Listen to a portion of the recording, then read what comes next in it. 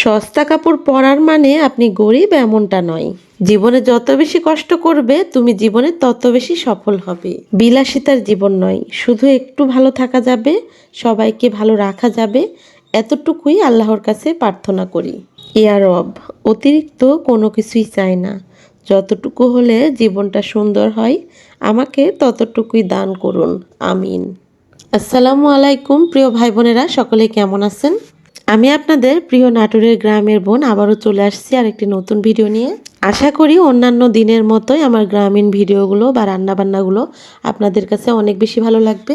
এখন যেহেতু রোজার দিন, রোজার দিনে কিন্তু বিকেলবেলায় রান্নাবান্না করি, আর রোজা ছাড়া অন্যান্য দিনে দুপুরবেলা রান্না করি। আর এই তো রান্নাবান্নার জন্য সব কিছু রেডি করে নিয়ে চলে আসছি। অনেকগুলো ট্যাংরা মাছ আনা হয়েছে, এই ট্যাংরা মাছগুলো কেটে ধুয়ে পরিষ্কার করে নিচ্ছি। আর আজকে রান্না করব চিংড়ি মাছের বালাচাও। চিংড়ি মাছের শুটকিগুলো আমি বালাচাও করার জন্য ধুয়ে পরিষ্কার করে নিচ্ছি। আর এই তো ট্যাংরাগুলো কেটে ধুয়ে পরিষ্কার করে নেওয়া হয়েছে। আজকে ধনিয়া পাতার চপ বানাবো, সেই জন্য অনেকগুলো ধনিয়া পাতাও নিয়ে বসে পড়েছি। আমি এই রান্নাবান্না করার জন্য দুপুর 2টার পর থেকে গোছানো শুরু করে দিই। আর এখন বেজে গেছে 4টা। আসলে রান্না করতে বেশি সময় লাগে না, গোছাতে বেশি সময় লাগে। এদিকে আপনাদের সঙ্গে কথা বলতে বলতে চুলার জালটা ধরিয়ে দিয়ে কড়াইটা বসিয়ে দিচ্ছি। আর কড়াইয়ের মধ্যে তেল দিয়ে পেঁয়াজ কুচি দিয়ে দিছি। আগে ট্যাংরা মাছগুলো এই তো ঝোল রান্না করব শুধু টমেটো দিয়ে। রোজা থেকে আজকে বিকেলবেলা আর পাটায় মশলা করতে ইচ্ছে করতেছিল না, সেই জন্য ব্লেন্ডারে মশলা করে নিছি। এই বাটা মশলার মধ্যে আমি দিয়ে দিলাম পরিমাণ মতো লবণ ও হলুদ গুঁড়ো। এই তো দিয়ে পেঁয়াজটা যে ভাজা হয়ে গেছে তার মধ্যে দিয়ে দিলাম মশলাগুলো। মাছ রান্না করতে কিন্তু বেশি সময় লাগে না, খুব তাড়াতাড়ি রান্না করা যায়। আর আমরা যে কোনো মাছই এরকম কাঁচা কষিয়ে রান্না করে খেতে বেশি পছন্দ করি। আজকে রান্না করতে করতে সময়টা একদমই তাড়াতাড়ি শেষ হয়ে যাচ্ছে। আর টাইমের মধ্যে রান্না শেষ করতে পারবো কিনা সেটা নিয়েও একটু টেনশন করতেছি। কারণ মাছ রান্না করা হলে আবার ধনিয়ার চপ ভাজবো, বেগুনের চপ ভাজবো, তারপরে আবার চিংড়ি মাছের বালাচাও করব।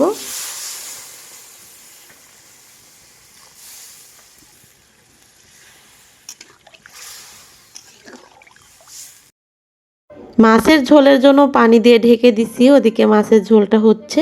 আর এদিকে আমি রসুন কোয়াগুলো কুচি কুচি করে কেটে নিচ্ছি বালাচাও রান্না করার জন্য। আর এই তো চপ ভাজার জন্য এখানে বেসন মিশিয়ে নিচ্ছি, হলুদের গুঁড়া, মরিচের গুঁড়া, লবণ আর হচ্ছে চাউলের গুঁড়ি সব কিছু দিয়ে একবারে মিশিয়ে নিচ্ছি।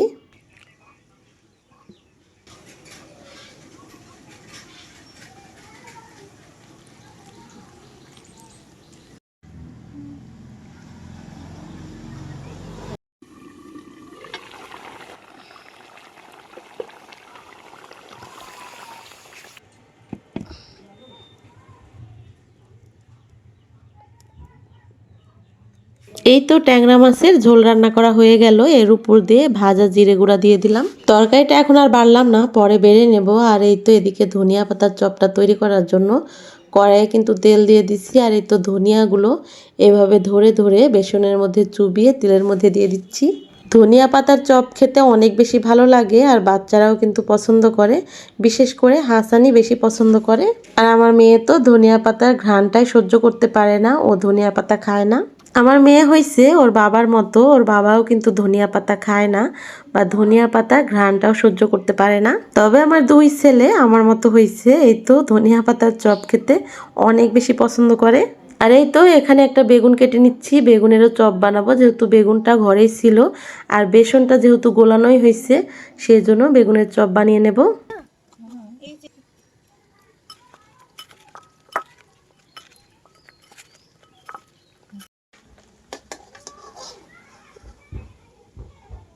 ধনিয়ার চপগুলো এই তো তেলের মধ্যে মশমশা করে ভেজে নিচ্ছি।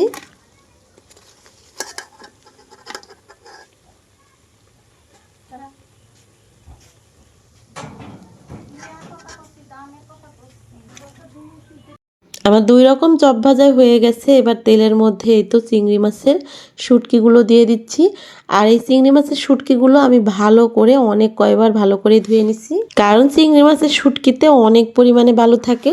এই চিংড়ি মাছের শুটকিটা আমরা সবাই পছন্দ করি, তবে বিশেষ করে আমার মেয়ে বেশি পছন্দ করে।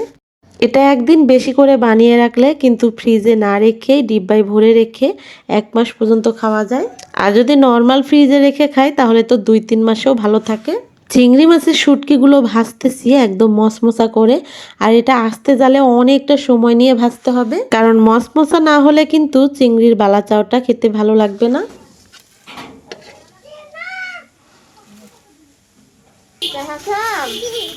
কোথায় গেছিলে তুমি কত?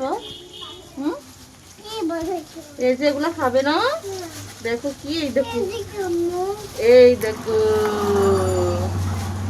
রান, দেখো তো খায়া কি, এদিকে খাও, এদিকে কিরকম দেখো তো কিরকম স্বাদ। ছুটকি না, ওটা ধনে পাতা দিয়ে তুমি খাও, পছন্দ করো ধনে পাতা।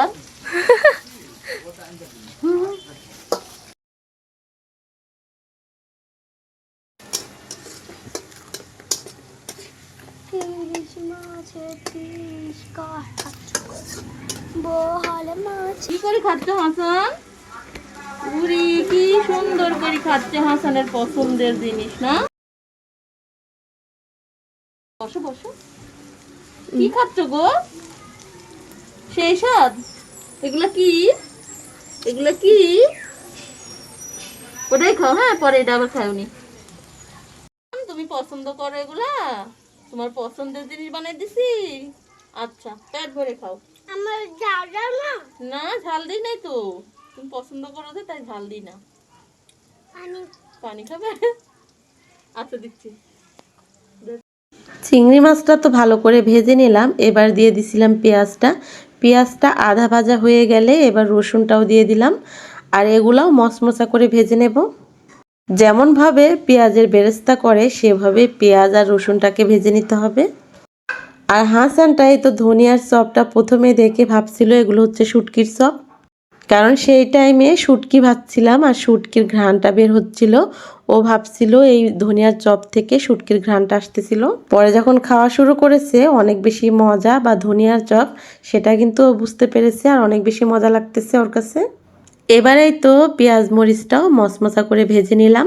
চিংড়ি শুটকি যে ভেজে রেখেছি তার মধ্যে এই তো পেঁয়াজ মরিচটাও নামিয়ে নিচ্ছি।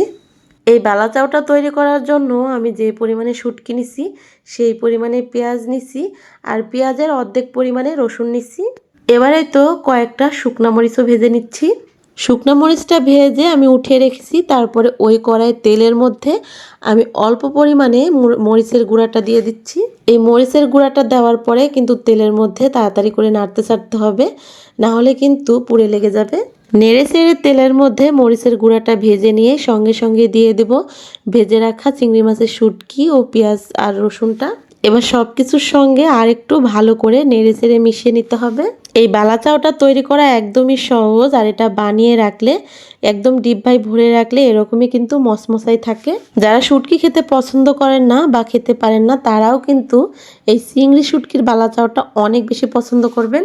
আর এই শুটকির বালাচাওটা তৈরি করে রাখলে ঘরে যখন কোনো তরকারি থাকবে না, শুধু গরম ভাত রান্না করেই একটু শুটকি মাছের বালাচাও নিয়ে এটা যদি আবারও আলাদা করে একটু পেঁয়াজ মরিচ দিয়ে ভর্তা করা যায় তাহলে আরও বেশি মজা লাগবে। আর এটা দিয়ে 2 প্লেট ভাত অনেকটা মজা করে বা তৃপ্তি করে খাওয়া যাবে। বালাচাওটা প্রায় রেডি। তারপরে এই তো শুকনা মরিচ যে ভেজে রেখেছিলাম এগুলো আবার একটু লবণ দিয়ে আমি ভালো করে ডোলে ভেঙে নেব। লবণটা আপনারা যার যেমন লাগবে সেই পরিমাণে দিতে পারেন। আর আমরা সবসময় লবণটা একটু কম খাই, তবে ঝালের পরিমাণটা একটু বেশিই খাই। শুকনো মরিচের গুঁড়াটা ভাঙার পরে হাত দিয়ে ডলে নেওয়ার পরে অনেক সুন্দর একটা ঘ্রাণ আসতেছে। এবার সব কিছুর সঙ্গে হাত দিয়ে ভালো করে আবারও মাখিয়ে নিচ্ছি। যে কোনো চিংড়ি মাছের শুটকি দিয়ে বা অন্যান্য শুটকি দিয়েও এই বালাচাওটা তৈরি করা যায়, তবে চিংড়ি মাছের শুটকির বালাচাওটা আমার কাছে বেশি মজা লাগে খেতে। আর এই চিংড়ি শুটকিগুলো অনেক বেশি ভালো, আমার আব্বা কক্সবাজার থেকে আনছে, আর আমি বেশি করে আনাই কক্সবাজার থেকেই, আর এভাবেই বানিয়ে রাখি বালাচাও।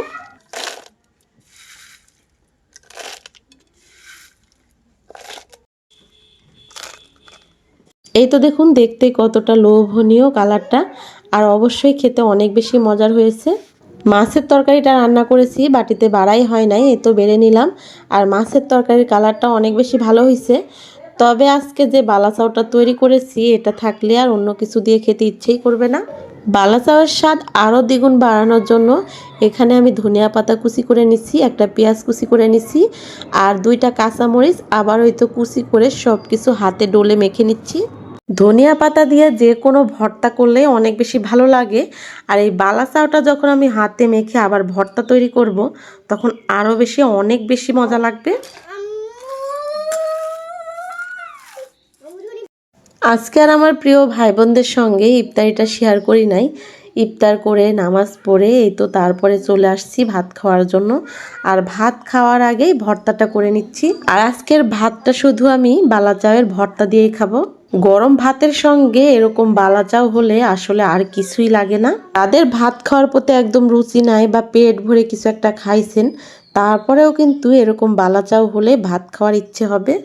আর বিসমিল্লা বলে এই তো ভাতটা মুখে দিচ্ছি, আর কি যে মজা আর কি যে স্বাদ, সেটা অবশ্যই আমার ভাতটা খাওয়া দেখে বা মাখানো দেখেই আর আমার বালা চাউয়ের কালারটা দেখে বুঝতে পেরেছেন। তাই আর বেশি কথা বলবো না, তাড়াতাড়ি করে ভিডিও থেকে বিদায় নেব।